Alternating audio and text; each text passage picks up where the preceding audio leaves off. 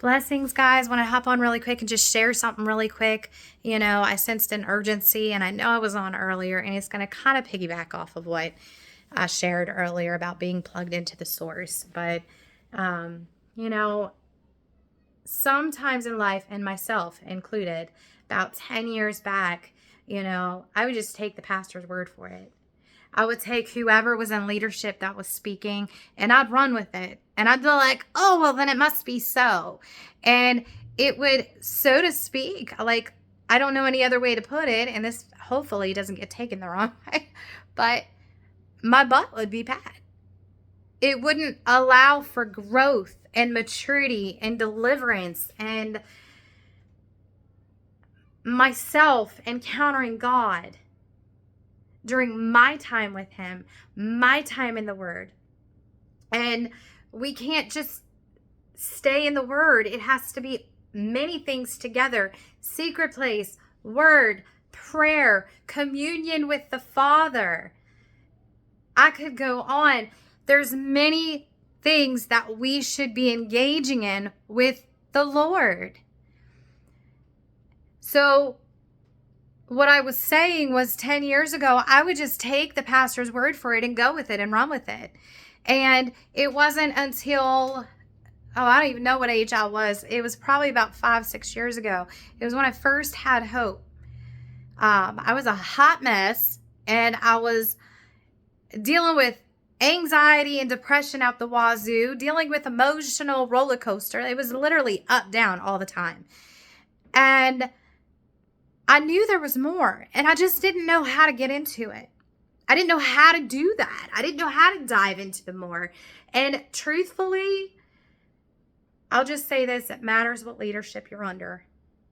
Because as leaders, they should be encouraging for you to dive into the more, for you to look it up yourself, whatever's being spoken, because we should be encountering him daily, to be honest. So, like I said, fast forward from 5-6 years ago, I knew there was more. And I began to dive into God's word myself. And God delivered me.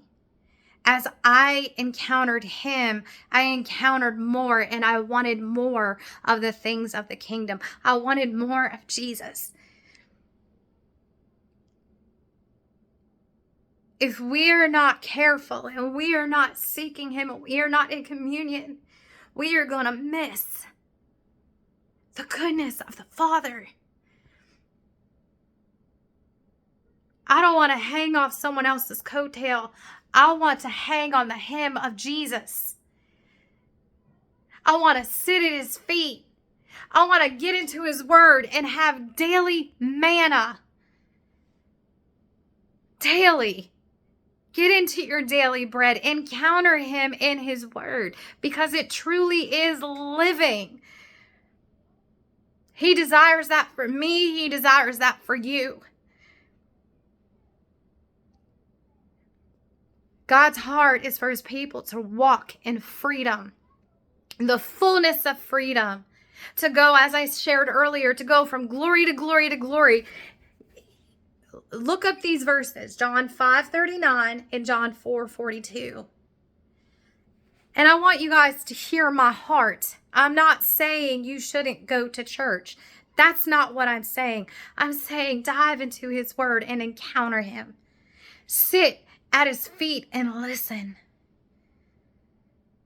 And watch that your cup is not running, overflowing. Because when we sit at his feet, when we commune with the Father, our cups overflow. What happens in the secret place will come out in everything that we do.